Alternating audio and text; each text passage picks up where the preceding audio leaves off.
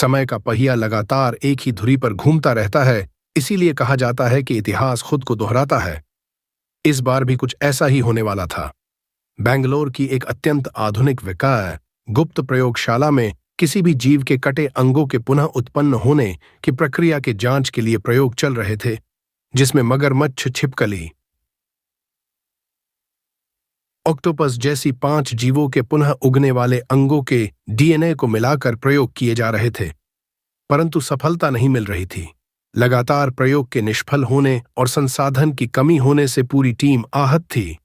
Team के वरिष्ठ सदस्य प्रो मोहित किसी भी हाल में इस प्रयोग को पूरा करना चाहते थे, पर कोई तरकीब नहीं सूझ रही थी। इसलिए वे सदियों पुरानी किताबों में गहन जांच पीडीडी ताल करने लगे।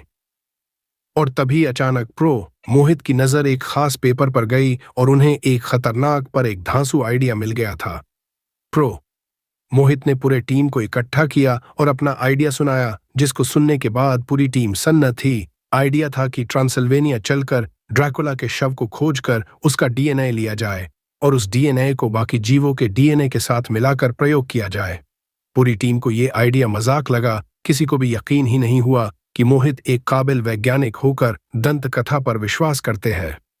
सभी मेंबर्स के खारिज करने के बाद भी प्रो मोहित ने हार नहीं मानी और टीम में नए शामिल हुए डॉक्टर ऋषभ को लेकर गुप्त रूप से ट्रांसिल्वेनिया निकल गए। इधर लैब में प्रोटपाटाटस से प्रो कपिल प्रो करण हैरान थे कि 3 मेंबर कहाँ चले गए हैं। उन्हें लगा शायद छुट्टी पर हो और वे अपने काम में लग गए। उधर ट्रांसिल्वेनिया पहुंचते ही प्रो मोहित डॉक्टर ऋषभ को लेकर काम पर निकल गए। ऋषभ के पास ट्रांसिल्वेनिया के सभी नए पुराने कब्रिस्तानों का विवरण था और वे दोनों सुबह से इसी काम में लगे थे। प्रो मोहित जानते थे कि ड्रैकुला के नाम से कोई कब्र नहीं होगी, इसलिए वे ड्रैकुला के अन्य नाम व्लाद तृतीय और विलियम के नाम से कब्रें खोज रहे थे, पर सफलता हाथ नहीं लगी। शाम को थक कर वे दोनों एक होटल में गए। पहले तो मैनेजर ने बाहरी होने के कारण रूम देने से मना कर दिया, पर जब प्रो मोहित ने ज्यादा पैसों का लालच दिया तो मैनेजर ने 313 ना का कमरा दे दिया और वेटर के साथ कमरे में भेज दिया। उन दोनों के जाते ही एक अनजान शख्स धीरे से मैनेजर के पीछे आकर खड़ा हो गया। मैनेजर हड़बड़ाकर पीछे पलटा। उसने भर्राई आवाज में उस शख्स से कहा, हुजूर, आपने जैसा कहा था मैंने वैसा ही किया, अब तो मुझे छोड़ दो, मैं कोई सबूत पीछे नहीं छोड़ देता। इतना कहकर वो शख्स तेजी से मैनेजर पर लपका और एक झटके में मैनेजर की गर्दन ऐंठ दी। फिर अजनबी शख्स ने उसकी लाश ठिकाने लगा दी। इधर ऋषभ रूम में सो गए थे और प्रो मोहित बेचैनी से कमरे में टहल रहे थे। तभी किसी ने उनके रूम के गेट पर दस्तक दी। प्रो मोहित सोच में पड़ी, गैज गए, इस वक्त कौन हो सकता है। प्रो मोहित ने दरवाजा खोला, पर बाहर तो कोई था नहीं, पर दरवाजा बंद करके जैसे ही पीछे पलटे वे चौंक गए, क्योंकि अंदर एक अजनबी शख्स खड़ददा था।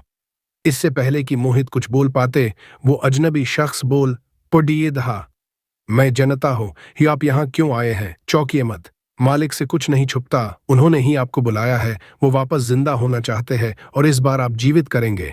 इतना कहता ही उस अजनबी शख्स ने प्रो मोहित का हाथ अपने हाथों में लिया और नाखून को बीचों बीच रख दिया। ऐसा करते ही मोहित के हाथ पे 3 आकृति नजर आने लगी। पहला निशान है एक पत्ती का, ऐसा चर्च खोजो जिस पर यह निशान हो। उसके बाद एक जमीन गड़ी तलवार का निशान है। उस चर्च में ऐसा कोई दरवाजा जरूर होगा जिस पर ऐसा निशान बना होगा, उस दरवाजे को खोलो और अंदर घुस जाओ। उसके बाद ये तीसरा निशान एक कब्र में बना होगा। इस निशान में 2 फरिश्ते मिलकर एक शैतान को मार कर रहे हैं।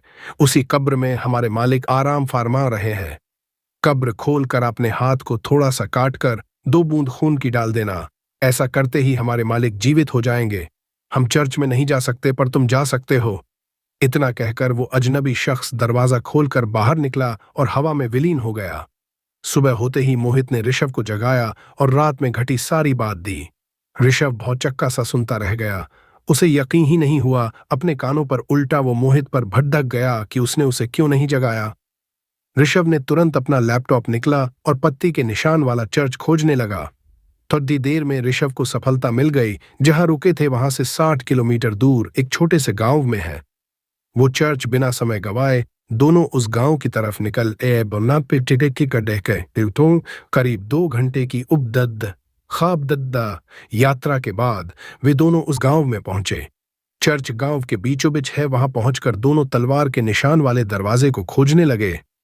इधर कोई और भी इस चर्च में आया था। उसने आते ही सबसे पुराने पादरी को खोजना शुरू किया और थोड़ी देर में उसे खोज लिया। उसे लेकर वो अजनबी एक कमरे में घुस गया। करीब 5 मिनट बाद किसी जानकारी के साथ बाहर निकला और अंदर पादरी की गर्दन ऐठी हुई लाश पीडीडी थी। उधर खोज कर थक चुके थे दोनों। तभी उनकी नजर एक तस्वीर पर पड़ी जिस पर तलवार का निशान था। जैसे ही तस्वीर को हिलाया एक गुप्त मार्ग खुल गया। दोनों सीढ़ी से नीचे अंधेरे कमरे में नीचे उतरते गए। ऋषभ ने लाइटर जला लिया था। अब दोनों ने कब्र खोजना शुरू किया। करीब आधे घंटे की मेहनत के बाद उन्हें वो कब्र मिल गई। दोनों ने सम्मिलित ताकत लगाकर कब्र के ढक्कन को खोला तो अंदर एक हड्डियों का ढांचा दिखा। ऋषभ ने बेडिड ही सावधानी से एक दांत निकाल लिया और सावधानी से बाहर आ गया। अभी वे लोग चर्च से बाहर निकले ही थे कि रात वाला अजनबी शख्स उनके सामने आ गया और कहा, तुम्हारा काम मालिक को जगाना है। हम क्यों जगाए, तुम खुद जगा लो। इतना कहकर दोनों उस अजनबी को चकमा देते हुए गाड़ी में बैठकर शहर में पहुंचे और अगले दिन बेंगलोर पहुंच गए। मोहित लैब में आते ही काम पर लग गए।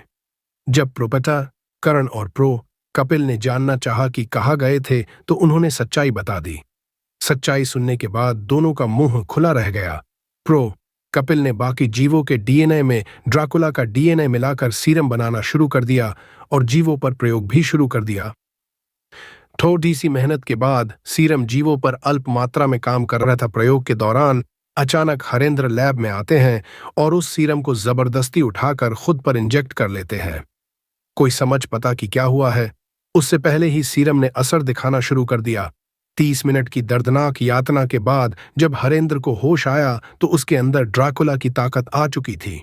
वो मन की बात सुन सकता था, दूर तक देख सकता था, उददे पता तहता सैरे अपनी तो बेअख सकता था और कुछ भौतिक तत्व जैसे वायु, बादल, बादी को काबू कर सकता था। मोहित ने हरेंद्र को कुर्सी से बांध कर रखा था, परंतु होश में आने के बाद हरेंद्र के लिए उसे तोड़ना कोई बड़े दीदी बात नहीं थी। चारों वैज्ञानिकों को अपने हाथों से उठाकर पटक दिया और उन्हें छोड़ दहता बाहर निकल गया। लैब की छत पर आकर पहले इशारे से बादल बुलाकर धूप को रोक दिया, फिर जानवरों को अपने हिसाब से कंट्रोल करने लगा। हरेंद्र अब ड्रैकुला बन चुका था और शहर में जो मिल रहा था उसे काटता जा रहा था। अपने पिशाचों की संख्या बढ़ाता जा रहा था। बड़े मिनिस्टर्स और पावर वाले लोगों को हिप्नोटाइज करता जा रहा था। हालात ये थे, महज 2 घंटे में आधा शहर पिशाचों में बदल चुका था। लोगों में भगदड़ मच चुकी थी। हर कोई जान बचने को भाग रहा था। आला कमान सदमे में था। उसने उन चारों वैज्ञानिकों से संपर्क किया और इस मुसीबत को रोकने को कहा। उधर ड्राकुला ने शहर में मौत का मातम मचा दिया। शहर में खून और लाशों के अलावा कुछ नजर ही नहीं आ रहा था। बड़ी दीधे लोग ड्राकुला के वश में थे। उन्होंने पुलिस या आर्मी वालों को पिशाचों को मारने का कोई आर्डर नहीं दिया और जिन्होंने अपनी तरीके से रोकने की कोशिश की वे मारे गए। इधर लैब में चारों वैज्ञानिक ड्रैकुला के डीएनए में कुछ खोज रहे थे और तभी करण को एक ऐसा प्रोटीन मिला जिसको अगर संश्लेषित किया जा सका तो पिशाचों को वापस इंसान बनाया जा सकता है। चारों वैज्ञानिक इसी काम में लग गए और इस बात की खबर आलाकमान को भी दे दी। इस बात की खबर ड्रैकुला को भी हो गई और वापस लैब पहुंचा। पर इस बार वो तैयार थे। वे चारों चांदी से बनी चीजों का इस्तेमाल कर ड्रैकुला को रोकने की कोशिश कर रहे थे, परंतु इससे पहले कि ड्रैकुला हावी हो पाता उसे एक चैम्बर में बंद कर ऐसे गैस से हमला किया जिससे जीवों के डीएनए नष्ट हो जाए। महज चंद सेकंड में ड्रैकुला वापस हरेंद्र बन चुका था। इधर आलाकमान ने उस प्रोटीन को गैस में मिला के हेलीकॉप्टर के जरिए पूरे शहर में मिला दिया। नतीजन थोड़ी ही देर में सब वापस नॉर्मल हो गए। पता चला वो अजनबी शख्स हरेंद्र ही था जिसने पादरी को मारा। हरेंद्र को उसके करनी जेल हो गई। कर्ण और कपिल वापस घर जा रहे थे कार से, तभी कर्ण को कुछ हुआ और वो बदल गया और उसने कपिल पर हमला कर दिया। समाप्त।